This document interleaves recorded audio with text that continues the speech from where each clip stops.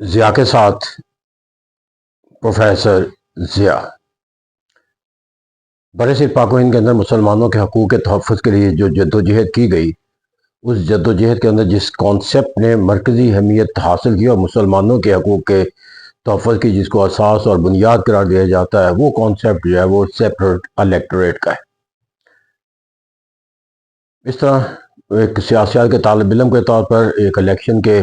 ایک میتھڈ کے طور پر کہ وہ سیپریٹ الیکٹوریٹ کسے کہتے ہیں، پھر برصغیر پاک و ہند کی تاریخ کے اندر اس مطالبے کی ضرورت جو ہے وہ مسلمانوں کو محسوس ہوئی اور ان کی اس کے لیے اہمیت کیا تھی، اور یہ کس طرح جو ہے وہ ایک مطالبہ جو ہے وہ مسلمانوں کی طرف سے جو ہے وہ ایک ہندوستان کی جو سیاست کا مرکز اور محور اور ایک اصول بن کر ہمارے سامنے آتا ہے۔ ان تمام پہلوؤں سے ہم اس کانسیپٹ کو دیکھنے کی کوشش کرتے ہیں۔ سب سے پہلے تو ہمیں معلوم ہونا چاہیے کہ جو سیپریٹ الیکٹوریٹ کا جو کانسیپٹ ہے، یہ برصغیر پاک و ہند کے اندر مسلمانوں کی طرف سے جو ہے وہ اپنے حقوق کے جو تحفظ کے لیے وہ دیا گیا۔ دراصل کسی بھی قوم کے لیے ناگزیر ہوتا ہے اپنے حقوق کے تحفظ کے لیے کہ وہ حکومت کے اندر جو ہے وہ شراکت کا کانسیپٹ جو ہے وہ حاصل کرے، کیونکہ کہا جاتا ہے کہ جو افراد حکومت کا حصہ نہیں ہوتے وہ اس امبریلے کی طرح ہوتے ہیں جو امبریلے کا حصہ نہیں ہوتے۔ تو اس طرح کہتے ہیں امبریلا سے انہی کو فائدہ پہنچاتا ہے جو امبریلے کے انڈرز ہوتے ہیں، جو امبریلے سے باہر رہنے والے ہیں وہ امبریلے کے ثمرات سے بھی محروم رہتے ہیں۔ تو اس سے کہا جاتا ہے کہ جو ایک کسی قوم کے لیے حکومت کے اندر شراکت داری جو ہے that gives the umbrella of the government to that community, اور if any community does not have any participation in the government, it means that community has been excluded from the umbrella۔ تو اس طرح کہتے ہیں برصغیر پاک و ہند کے اندر 1857 کی جنگ آزادی کے بعد مسلمانوں کو جن حالات و واقعات کا سامنا کرنا پڑا تھا، ان حالات و واقعات کے بعد یہ یقینی ہو گیا تھا کہ جب تک مسلمان جو ہے وہ اپنے لیے کوئی سیاسی کردار جو ہے وہ تلاش نہیں کریں گے، اس وقت تک ان کے حقوق کا تحفظ کرنا مشکل ہی نہیں ہوگا، ناممکن تصور کیا ہے۔ اور بالخصوص انگریزوں کے ایک سوچ اور تصور کے ساتھ ساتھ ہندوؤں کا جو مسلمانوں کے ساتھ جو طرز فکر و عمل تھا، جس کے اندر یہ کہا جاتا تھا کہ اب وقت آیا ہے کہ مسلمانوں سے اورنگزیب کے دور کا بدلہ لیا جائے، اور ان کی آبادی مسلمانوں کی آبادی سے کچھ 4 گنا زیادہ تھی۔ تو ان حالات و واقعات کے اندر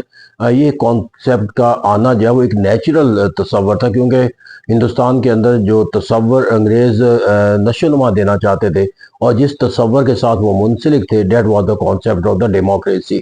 اب ڈیموکریسی کا جو کانسیپٹ ہے that is majority rule over the minority, اور چونکہ برصغیر پاک و ہند کے اندر انگریزوں کی حکومت اور برطانیہ کے اندر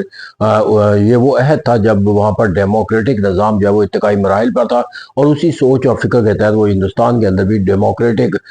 نوعیت کی جو ریفارم جو ہے وہ انٹروڈیوس کرتے ہوئے نظر آ۔ اب جو برطانیہ کا جو کانسیپٹ تھا کہ majority rule over the minority, تو یہاں پر وہ تصور جو ہے وہ ایک ڈیموکریٹک پرنسپل کے طور پر اختیار کرنا جو مسلمانوں کو ہمیشہ کے لیے محکوم بنا سکتا تھا، کیونکہ ان کا آبادی کا جو تناسب تھا وہ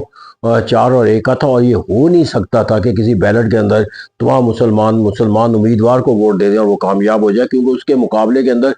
جو ہندو ہے اس کے اندر سے ہندو اگر اسے ووٹ ڈال دیں تو ووٹ 4 ہوں گے، اور یہی وجہ ہے کہ 4 اور 1 کا مقابلے میں کہا جاتا تھا how it is possible to have even dream of success for the person who is going to have the maximum 1 vote out of the proportion of the population۔ تو اس سے کہتے ہیں کہ یہاں پر جا کر جب اسے صرف 1 ووٹ حاصل کرنے کا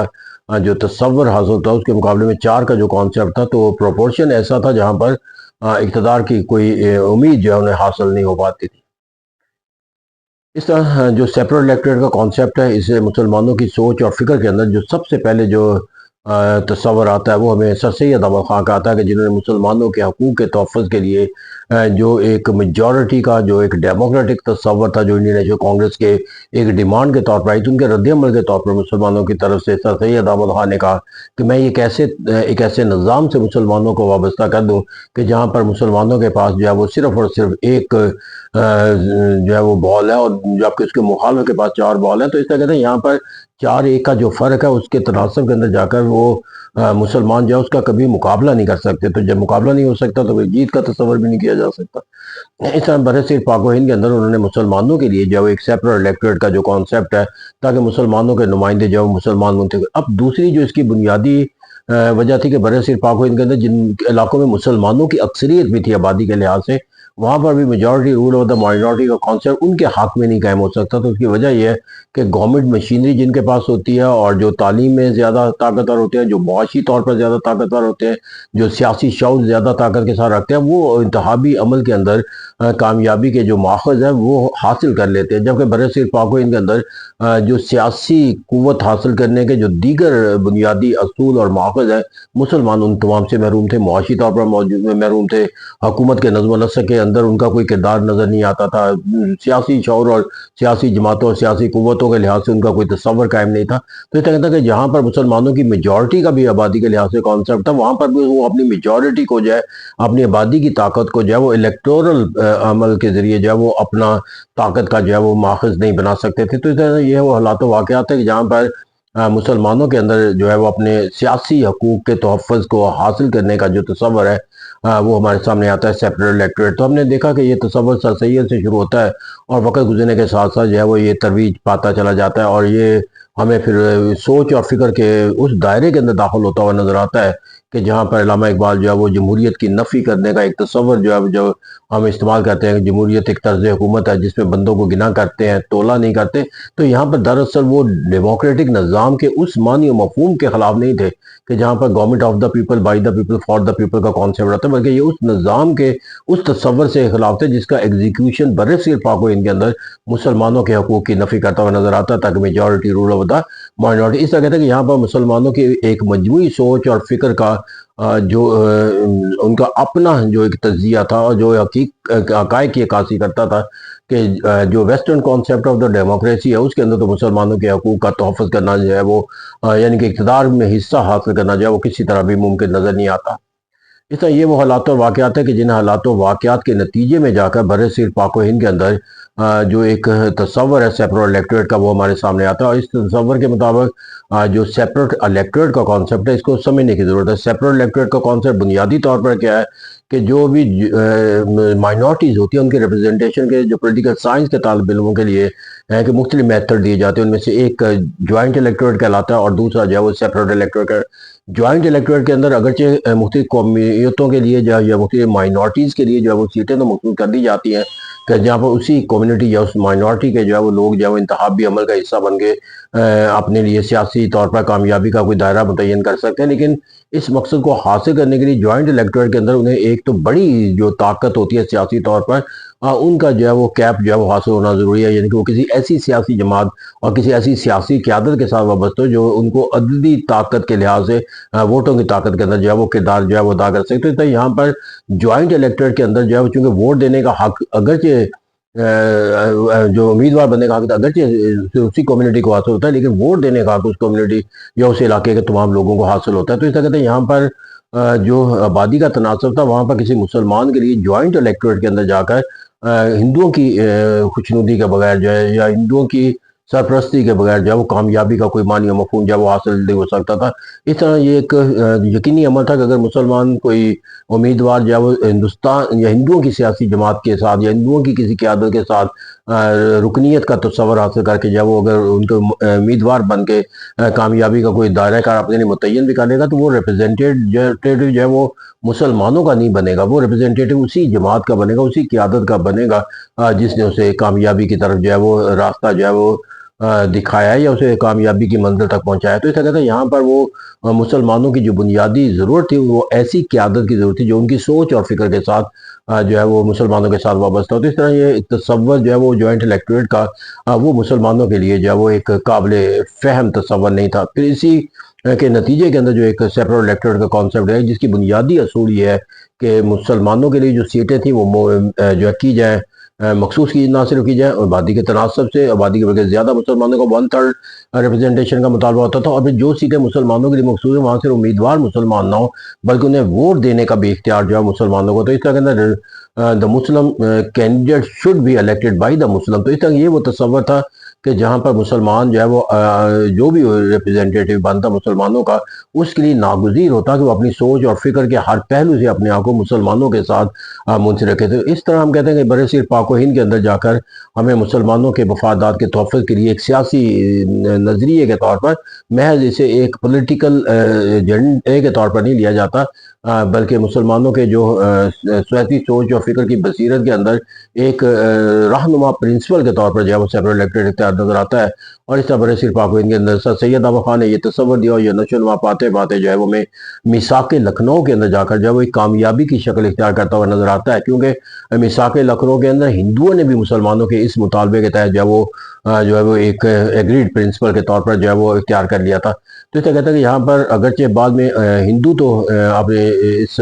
مسلمانوں کے ساتھ میثاق لکھنؤ کی ہم آہنگی پر قائم نہ رہ سکے، لیکن یہ سوچ اور فکر جو ہے وہ مسلمانوں کے وقت گزرنے کے ساتھ اس طرح نشو و نما پاتی چلی گئی کہ انگریزوں کی طرف سے جو اصلاحات کا جب بھی کوئی ایجنڈا تشکیل دیا جاتا تو سیپریٹ الیکٹڈ جو ہے مسلمانوں کی رہنمائی اور